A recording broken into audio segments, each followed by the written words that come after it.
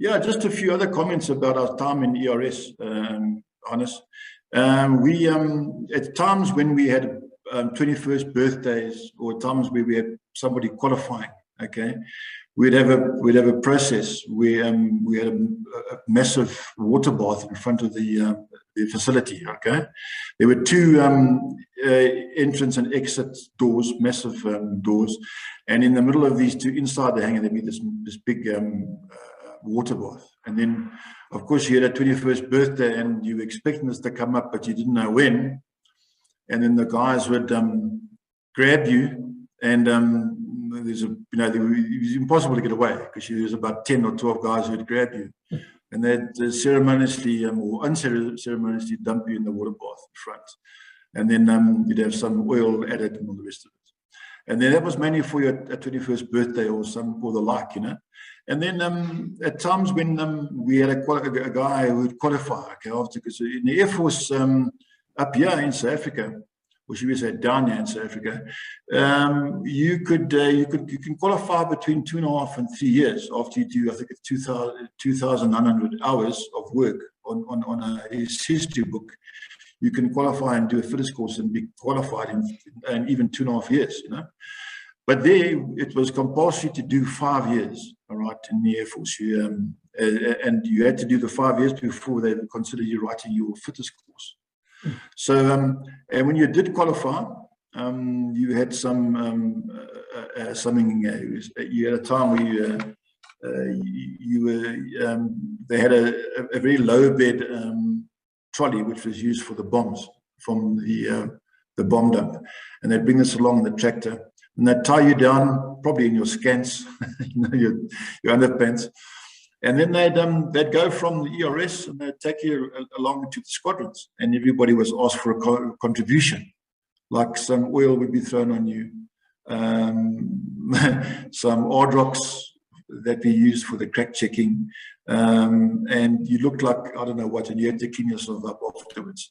And this was just a part of the morale that we had in the Air Force. It was, at the time you were panicking what's going to happen to you, but when you used to reminisce about it months later, it was a good giggle, what you used to go through. Another interesting thing that happened when I was working on engines was, we used to have the engines, the larger engines like the Avens. They were, when you worked on them, you put them on, once you've clinkered up the compressor areas and the intake, you'd have the engine on its nose, okay, and you would build it up from front to back, bottom to top, okay, and we'd have stands around the engine, and then the last bit of work was to put the turbines together on top, and it was probably plus 2 meters high, and you'd have these stands, and you'd be able to look over the turbine areas. And then we had one of the appies that worked with me. He dropped a bolt into the turbine at the top, and of course we just heard this clink, clink, clink, clink, clink going down, and then you knew you were in trouble, you know. And then in this particular time, we had that happened a couple of times, but this time what we did was we actually turned the engine around, okay, and had the nose up in the air, and then we just shook the engine, and luckily the bolt came out with its washer as well. Believe it or not, that was quite lucky. Anyway, and then all I wanted to say further was I think there was only 3 of us who carried on with aircraft trade or aircraft work after we left the Air Force. That was myself, Clive Chard, and then Ian Ellis at that stage. So yeah, it was that was quite a good fact. But also we were all immigrated to South Africa. We all immigrated for after a few years after being in the Air Force, and then we had a braai at my house. There was 5 of us. I think you'll show the pic hopefully as well, where we'd all got jobs done in South Africa, and then we would settled here. Dave, just tell us about the monitoring force. When they came into the country, they had a setup out with you guys at New Serum, if I remember correctly. They had access to to the workshops and stuff. Just how did you guys get along? Yeah, that's a story on its own. On the technical side, we had a big hangar down by the main store, okay, the supply store, which was, I think, if I remember, it was on the western side of the base, the Air Force base. So we had separated part of the hangar for the monitoring force technical people. It was probably 20 or 30% of the side of the hangar, and we fenced this off and given their own entrance on the one side, okay? And they, what they did was they had a stash of booze, which was against the fence of the hangar, okay? And they would have their office and all the equipment stashed into this hangar. And then they had a pile of Londonderry, they call it Londonderry buckets, which were very hardy buckets with a nice handle in that, which they piled up. I think there's probably about a couple of hundred of them. I don't know what they bought all those buckets for. But we, just as initiation for them arriving, we wished to help ourselves to these buckets at night. And also the guys who would go in also at night to get parts for the engines, because that hangar was mainly used for storing engine parts. And the guys would go underneath the fencing part when they see that they crept up like leopard crawling towards the fence and waited for the bombs to disappear out the hangar, and then we'd crawl under and help ourselves to whiskey and brandy. So big thanks to the bombs. Thanks, boys. What aircraft did they have there to maintain? No, they didn't maintain any aeroplanes. They just came to monitor. They came to monitor the process of the handover to of the government to Mugabe. So how well received were they by you guys? You know what? It wasn't too bad. We realized that they had a job to do, and we didn't give them too much uphill. They even played volleyball a lot with us when they first arrived, and then we were in the heart of summer, and they were playing with no shirts on, and telling you up front, a lot of them were shipped home from sunburn. Really? Because they were just playing for hours and hours in the sun. Yeah, true story. Between the hangars, we used to have our volleyball courts, and they used to join us with the volleyball. And then a lot of them were shipped home because they got so badly burnt playing volleyball. But they did come in with C-130s, didn't they? Correct. They did. But did they bring any helicopters, any of their own helicopters into the country? No, I don't think so. I don't recall that at all. No. Well, Dave, thanks very much for your time, man. Really appreciate it. Only a pleasure, Hannes. It was great having a contribution, and good luck with the other guys. I hope they can tell us. I hope we can tell us a good story, and I hope we can have some good laughs. Thanks for putting it all together, Dave. I appreciate it. Pleasure, Hannes. Thank you very much. Have a good evening. Following on from Dave Shaw, I'm with Flight Sergeant Ian Lewis, Ian Ellis, who was actually senior to Dave, but they worked together for quite a long time. Ian, just tell us where you started off in the Air Force back in the late 60s. Yeah, Hannes, thanks very much for the invite to chat to you. Yes, I joined. I went into Harare, well, Salisbury in those days it was called, where I did my induction examination to join the Air Force. And that was towards the end of 1968. And fortunately or unfortunately, depending on how you look at it, from my side, I was accepted and I had to report to New Serum towards the end of January 1969, and that's when my Air Force career actually started. We were transported across to New Serum at that time, where we spent a couple of days getting our kit and getting organized with our accommodation. And I can remember one evening, we were due an inspection the next morning, so we had everything sorted out, and I think we got to bed about 12 or 12:30, somewhere around there. And it must have been about an hour later, we were awakened with with a fire drill call where all the guys had to report, and that, to our surprise, was our initiation into the Air Force. And we spent the next, I think it was 2 or 3 hours under fire hoses and going into swimming pools and running through mud. And I wondered to myself, what have I got myself into here? But anyway, the next morning we were still alive and we were able to go through the inspection all right. So once that was over, we spent, we had to stay at the barracks for our first 6 weeks. We weren't allowed to go anywhere or visit anywhere. And we started our general training, because we had, the school was known as the GTS, General Training School. So we started the training more theory than any practical. And I must admit that it was a very intense training. It lasted for 1 year, and full of exams and full of tests, and you had to pass on a weekly basis. Otherwise, you had a time of grace, and if you didn't improve, you were basically sent home. So it was, to my mind, one of the best training courses that I've ever been through. It was very, very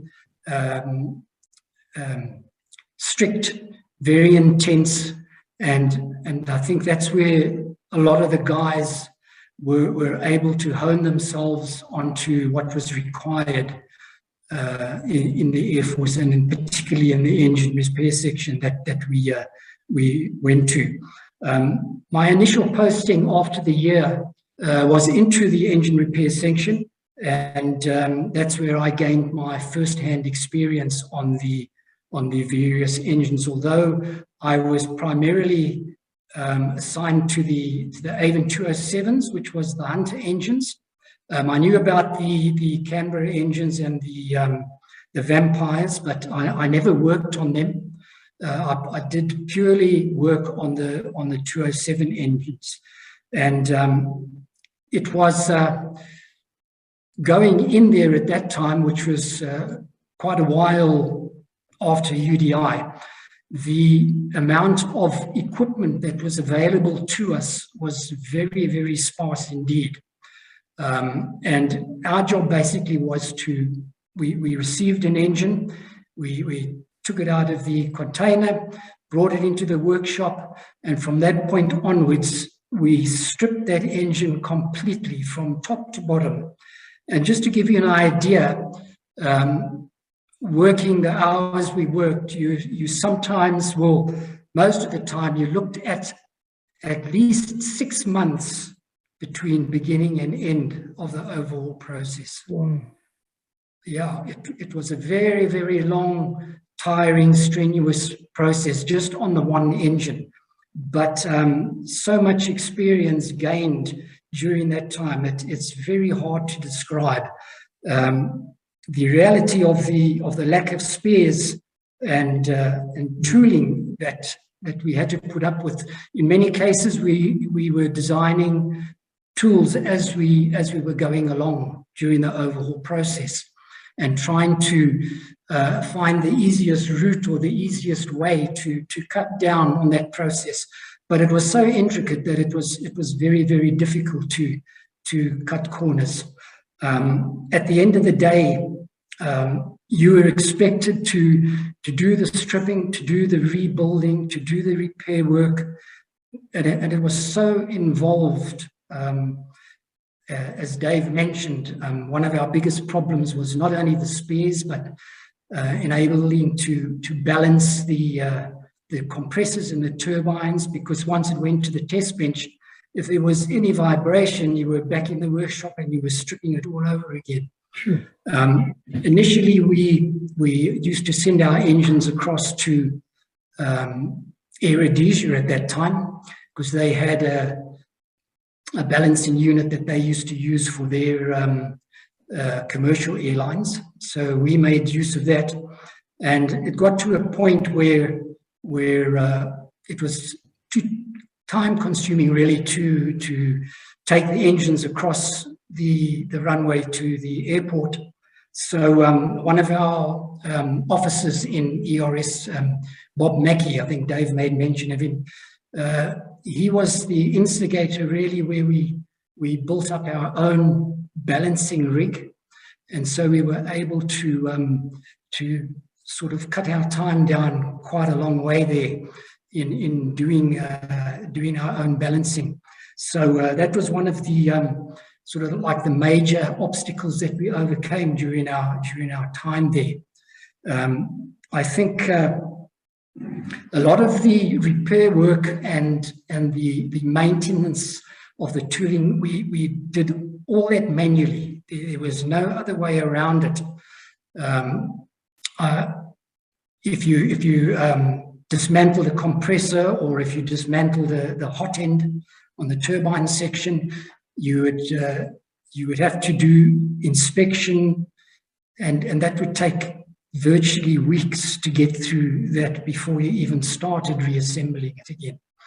And so it was very precise, very interesting, but very, very strenuous as well, because you were concentrating 8 hours of the day. There was no time to have your mind tracking off on something else.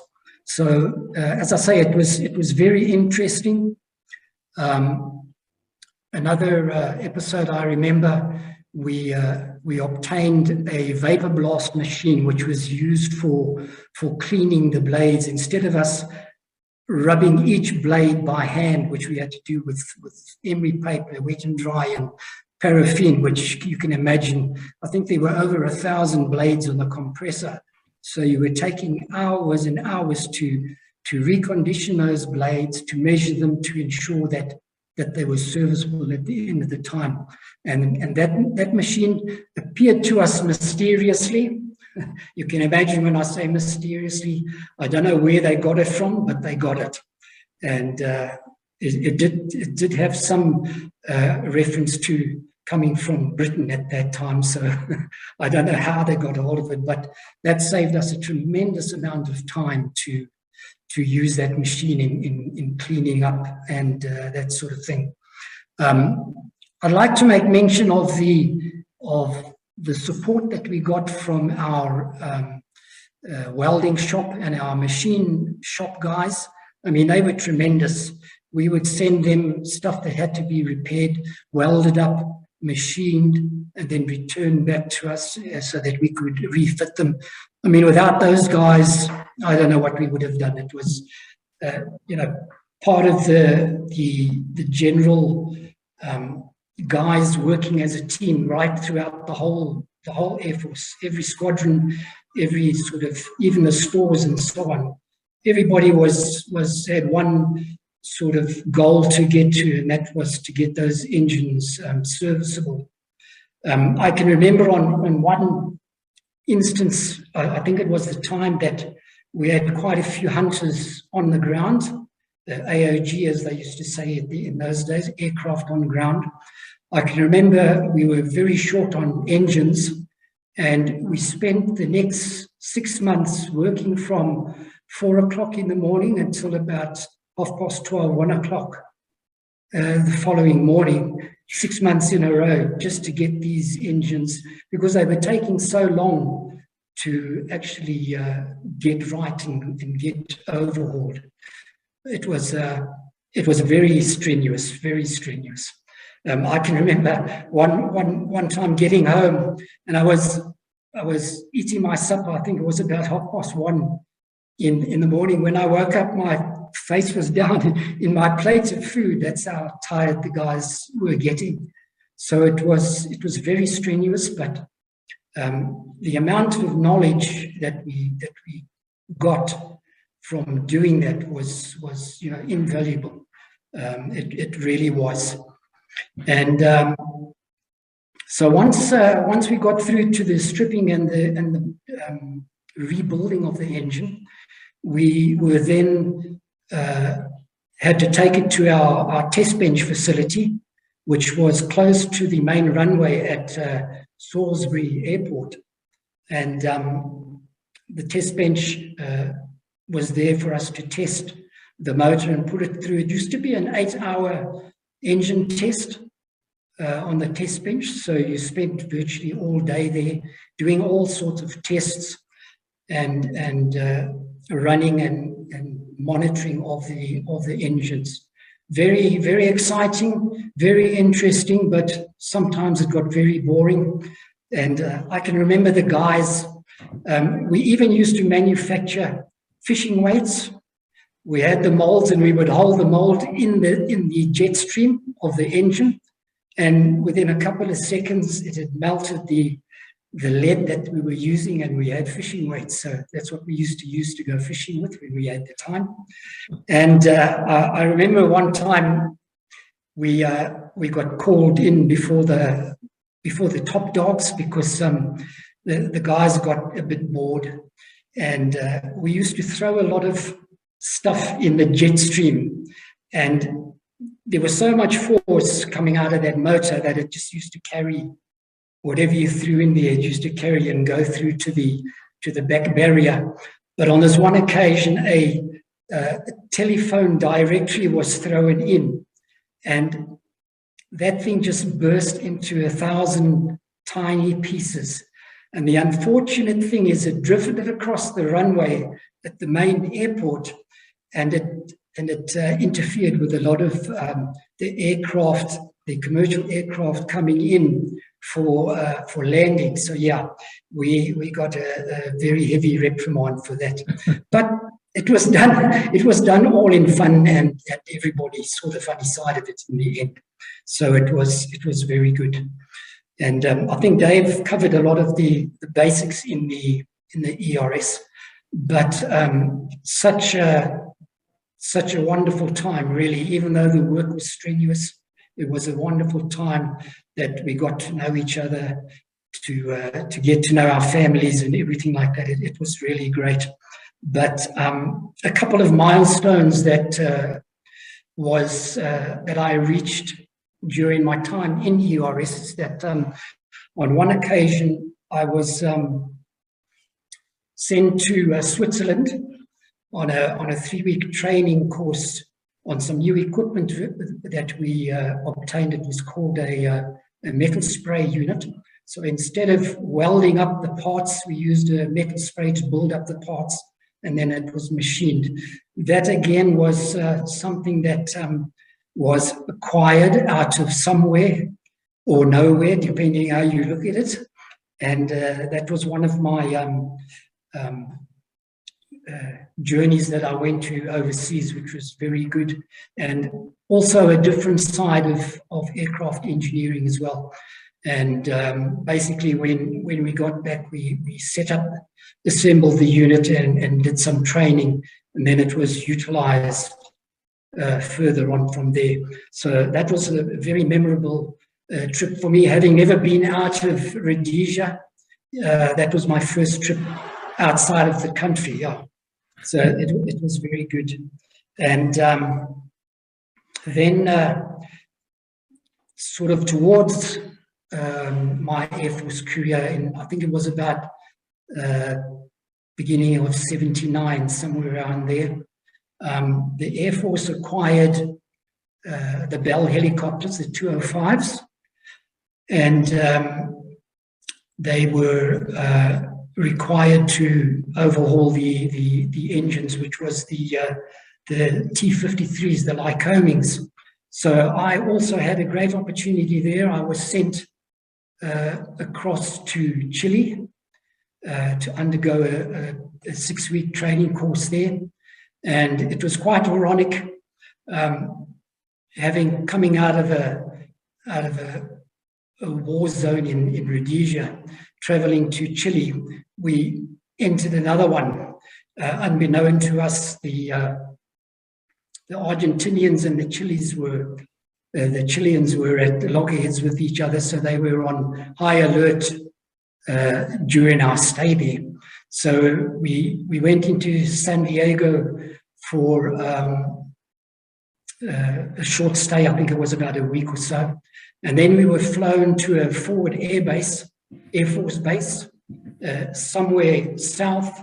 I don't know where it was, but that's where we went to have our training on the Lycoming engines and that was also very, very exciting as well.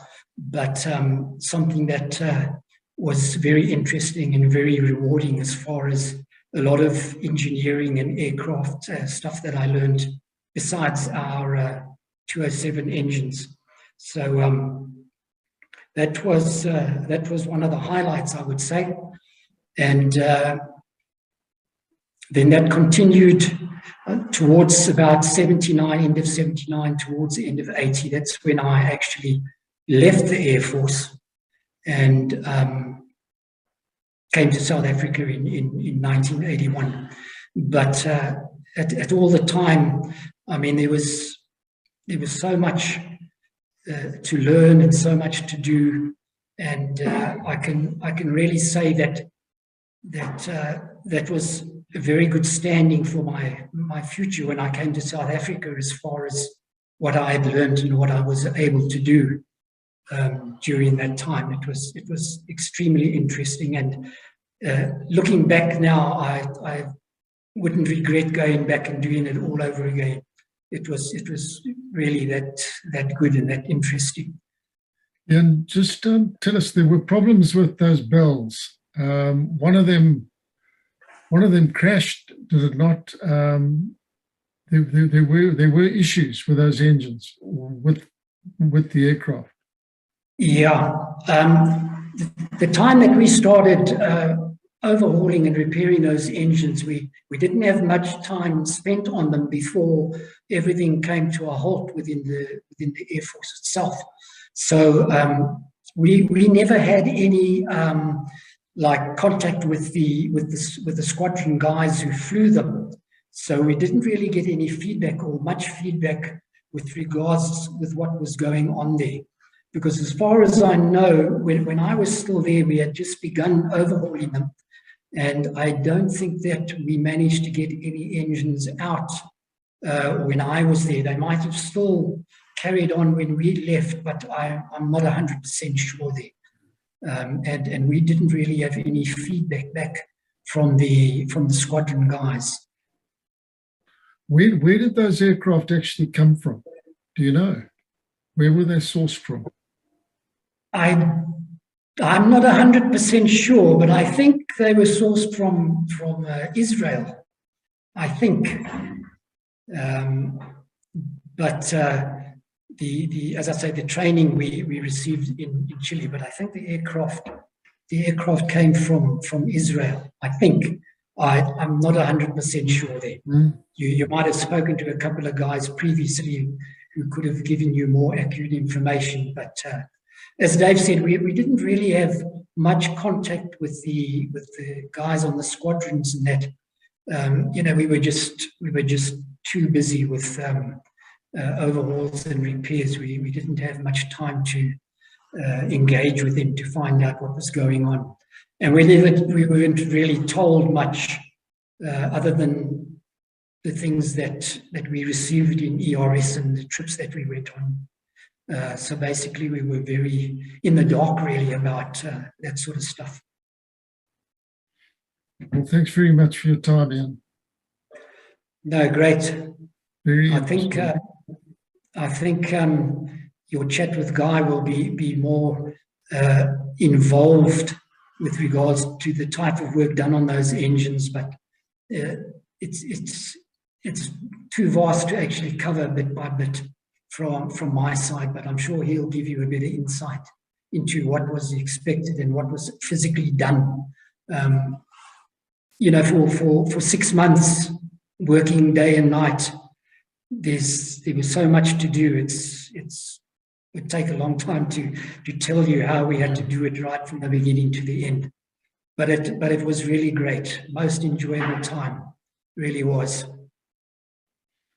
Hats off to you guys. Yeah. Yeah. Well, thanks a lot. Hats off to all the guys in the Air Force, because without the teamwork, I don't think we would have ever achieved what we did. I don't think so, really. But it was great. It was great.